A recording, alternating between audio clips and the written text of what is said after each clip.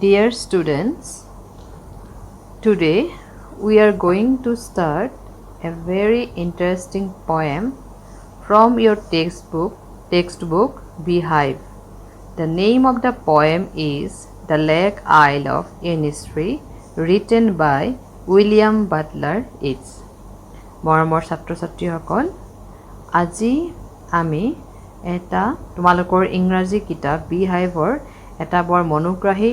কবিতা আলোচনা কৰিম। কবিতাটো হৈছে দ্য লেক আইল অফ ইনিছফ্ৰী আৰু কবিগৰাকী হৈছে উইলিয়াম বাটলাৰ ইটছ। মই তোমালোকক পোনপ্ৰথমতে ইংৰাজী কিতাপখন আৰু লগতে বহি উলিয়াই ল'বলৈ অনুৰোধ কৰিছোঁ যাতে তোমালোকৰ বুজাত সুবিধা হয়। Before going to start the poem, let's have a short introduction of the poet William Butler Yeats. The poet. He was born in 1865 in Dublin, Ireland. তেওঁৰ জন্ম হৈছিলে 1865 চনত ডাবলিন নামৰ ঠাইত আয়াৰলেণ্ডত। He wrote mainly on traditional Irish literature with a strong emphasis on patriotism. তেওঁ বেছিভাগ বিষয়বস্তু আইৰিছৰ পৰম্পৰাগত সাহিত্যৰ ওপৰত মানে কেন্দ্ৰ কৰি লিখিছিলে আৰু য'ত আমি দেশভক্তিৰ আভাস দেখিবলৈ পাইছিলোঁ। He won the Nobel Prize for Literature in 1923. তেওঁক 1923 চনত সাহিত্যৰ নোবেল প্ৰাইজ পুৰস্কাৰ প্ৰদান কৰা হৈছিল। He died on 28 January 1939 in France.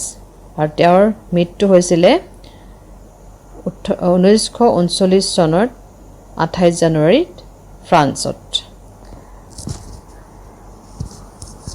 Now let's have a look into the title of the poem. Here a word is used, isle. Isle and island have the same meaning. Isle or islander অৰ্থ একেই। কি বুজায়? দুটাই দ্বীপ বুজায়। But isle is an archaic, মানে পুৰণি ইংৰাজীত আচলতে isle ব্যৱহাৰ কৰা হৈছিলে।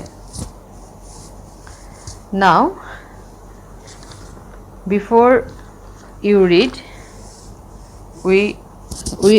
let's have a idea about the poem, main theme of the poem. This well-known poem explores the poet's longing for the peace and tranquility of Innisfree, a place where he spent a lot of time as a boy. This poem is a lyric. এইটো কবিতা হৈছে তোমাৰ এটা গীতি কবিতা। কবিয়ে Innisfree নামৰ ঠাইত শান্তি বিচাৰি পাইছিল। কবিয়ে শৈশৱৰ যথেষ্ট সময় ইনিছফ্ৰী ঠাইত কটাইছিল আৰু সেই ঠাই শান্তিময় আৰু নিৰ্জনতাৰ প্ৰতি আকুলতা প্ৰকাশ পাইছে। Now let's read out the poem. I will arise and go now and go to Innisfree, and a small cabin built there of clay and wattles made. 9 bean rows will I have there, a hive for the honey bee, and live alone in the bee loud glade. And I shall have some peace there, for peace comes dropping slow, dropping from the vales of the morning to where the cricket sings. They are midnights all a glimmer, and noon a purple glow, and evening full of the linnet's wings. I will arise and go now, for always night and day I hear lake water lapping with low sounds by the shore, while I stand on the roadway or on the pavement's grey, I hear it in the deep heart's core. এতিয়া মই তোমালোকক stanza wise explain কৰিম বুজাই যাম প্ৰথমতে মই first stanzaটো পঢ়িছো I will arise and go now and go to Innisfree and a small cabin built there of clay and wattles made. 9 bean rows will I have there, a hive for the honeybee, and live alone in the bee loud glad. তোমালোকে মন কৰিবা মই তোমালোকৰ ষ্টেঞ্জাৰটো যে এটা মানে পঢ়িলো তাৰ তলতে মই অৰ্থবিলাক দি দিছো এৰাইজ মানে হৈছে ষ্টেণ্ড আপ হাৰ পোৱা কেবিন মানে ৰুম সৰু কোঠা wattles twisted sticks for making walls fences মানে তোমাৰ বেৰ দিবলৈ ব্যৱহাৰ কৰা ইকৰাৰ দৰে বস্তু আৰু glad মানে হৈছে open space মুকলি ঠাই সো এই কথাটো মই এতিয়া বুজাই যাম নগৰৰ কৃত্ৰিম জীৱন ত্যাগ কৰি কবিয়ে ইনিছফ্ৰী লৈ যাবলৈ মন মেলিছে ইনিছফ্ৰীত তেওঁ বুকামাটি আৰু ইকৰাৰে এটা জুপুৰি ঘৰ সাজিব খাবৰ কাৰণে নহাৰি বিন ৰোৱাৰো পৰিকল্পনা কৰিব এইদৰে মুকলি ঠাইত মৌমাখিৰ গুঞ্জনেৰে সমৃদ্ধ বতাহৰ শব্দ শুনি দিন কটোৱাৰ আশা কবিয়ে কৰিছিল এতিয়া মই তোমালোকৰ আগত সেকেন্ড ষ্টেঞ্জাটো পঢ়ি দিম and I shall have some peace there for peace comes dropping from the vales of the morning to where the cricket sings there midnights all a glimmer and noon a purple glow and evening full of the linnet's wings মৰমৰ ছাত্ৰ ছাত্ৰীসকল ইয়াতো মই তোমালোকক হেতু ষ্টেঞ্জাৰ যিকিটা তোমালোকে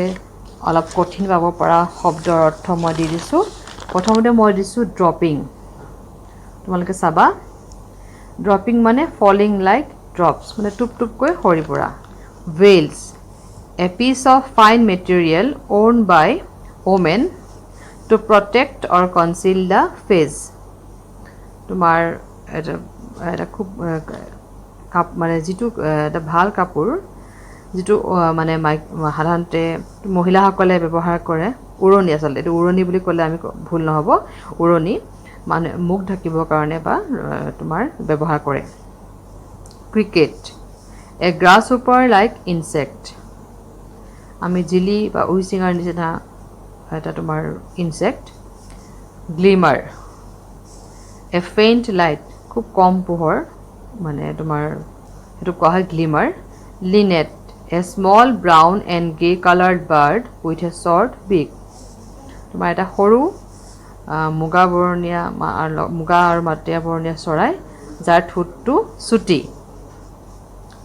এতিয়া এইটো ষ্টেঞ্জাত কবিয়ে কি কৰিছে ইনিছফ্ৰীত কবিয়ে শান্তি পাব বুলি আশা কৰিছে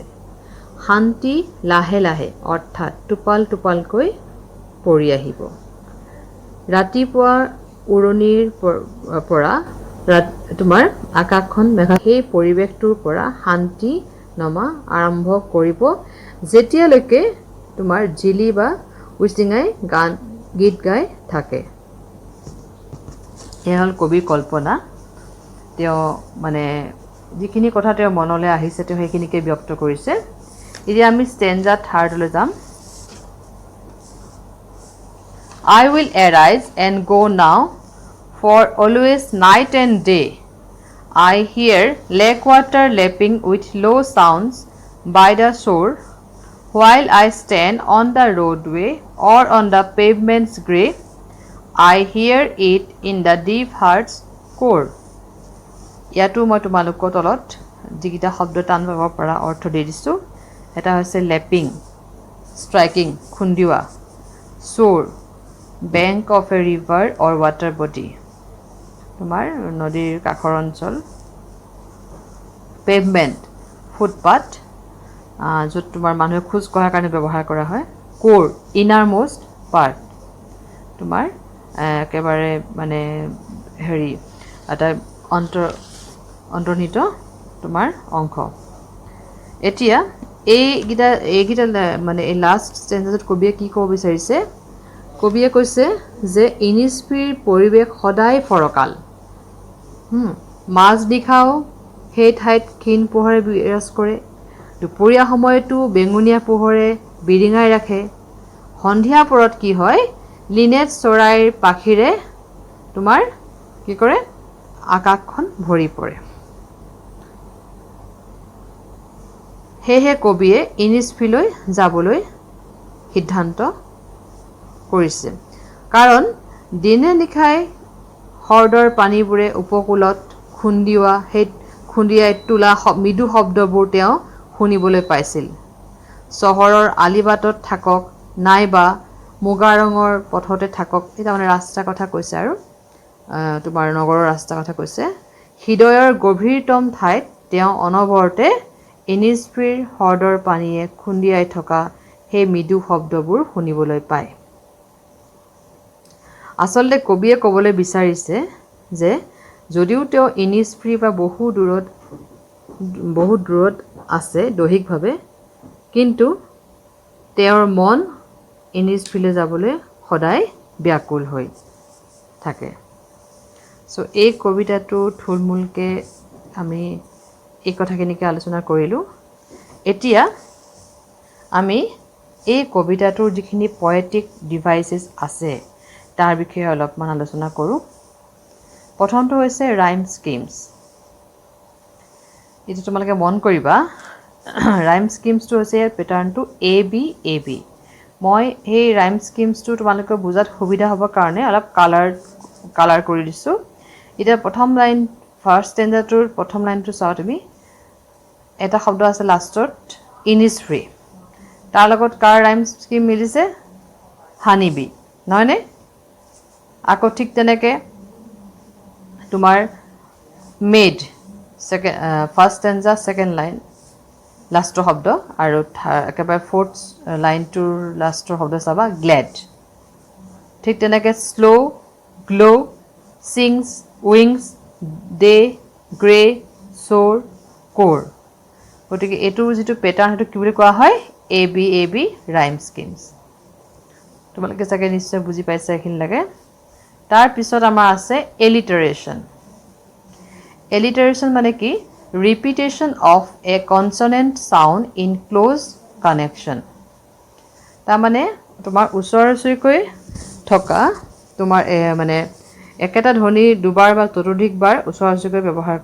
হোৱাকে আমি এলিটাৰেশ্যন বুলি কওঁ মন কৰিবা ফাৰ্ষ্ট ষ্টেঞ্জাটোৰ থাৰ্ড লাইনটো হাইভ হানিবি ইয়াত হা এইচটো আমাৰ তোমাৰ ৰিপিট হৈছে হা চাউণ্ডটো ঠিক তেনেকৈ তোমালোকে ছেকেণ্ড ষ্টেঞ্জালৈ আহা ছেকেণ্ড ষ্টেঞ্জাৰ থাৰ্ড লাইন চাবা গ্লিমাৰ গ্ল' ইয়াত জিটো তোমাৰ কি হৈছে তোমাৰ মানে ৰিপিট হৈছে আকৌ ফ'ৰ্থ ষ্টেঞ্জালৈ আহা থাৰ্ড ষ্টেঞ্জালৈ আহা তাৰ ছেকেণ্ড লাইনটো মন কৰিবা লেগ লেপিং ৰিপিট হৈছে এইটো কোৱা হয় কি এলিটাৰেশ্যন নেক্সট আমি আহিম ৰিপিটেশ্যন মানে কি পুনৰাবৃত্তি তোমালোকে মন কৰা প্ৰথম ষ্টেঞ্জাৰ ফাৰ্ষ্ট লাইনটো আই উইল এৰাইজ এণ্ড গো নাও সেই লাইনটো আকৌ থাৰ্ড ষ্টেঞ্জাৰ প্ৰথমতে আমাৰ ৰিপিট হৈছে আই উইল এৰাইজ এণ্ড গো নাও এইটো কোৱা হয় ৰিপিটেশ্যন ঠিক তেনেদৰে ছেকেণ্ড ষ্টেঞ্জাৰটো মন কৰা ছেকেণ্ড ষ্টেঞ্জাৰ ফাৰ্ষ্ট লাইন শেষৰ ফালে চাবা ড্ৰপিং এটা শব্দ পাবা তোমালোকে আৰু আকৌ তাৰ পিছতো আছে ড্ৰপিং গতিকে এইটো কোৱা হ'ব কি ৰিপিটেশ্যন পুনৰাবৃত্তি তাৰপিছত আহিছে পাৰ্চনিফিকেশ্যন মানে কি the attribution of a personal nature or human characteristics to something non human or we can say the representation of an abstract quality in human form ইয়াত আমি কি কৰিছোঁ চোৱা তাৰমানে আমি এটা এইটো তোমাৰ ছেকেণ্ড ষ্টেঞ্জাত আছে মন কৰিবা veils of the morning পাইছানে বাৰু veils of the morning ইয়াত মৰ্নিংটোক পাৰ্চনিফাইড কৰা হৈছে তাৰ মানে কি এটা ভেলছ বুলি ক'লে আমি ক'লোৱে উৰণি হয়নে এতিয়া মৰ্নিং আমি মৰ্নিংটোক পাৰ্চনিফাইড কৰিছোঁ কি বুলি কৈছোঁ যে ৰাতিপুৱা সময়ত মেঘে মানে